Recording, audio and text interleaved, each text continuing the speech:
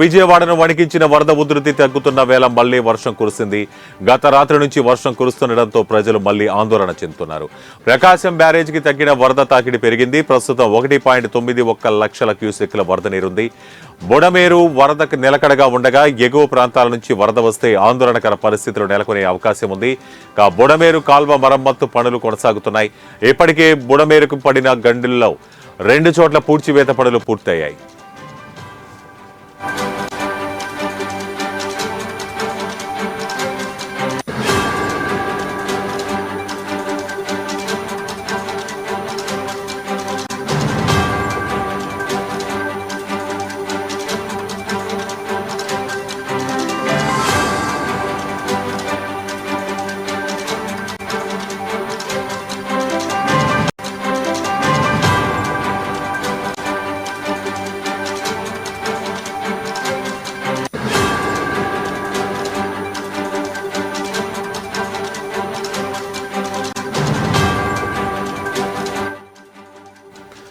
వరద ప్రభావిత ప్రాంతాల్లో నేడు మంత్రులు పర్యటించనున్నారు. బాధితులకు అందే సహాయ సహకారాలను మంత్రి నారాయణ పరిశీలించనున్నారు. బాధితులకు సాయం కోసం విరాళాలు వెల్లువెత్తుతున్నాయి.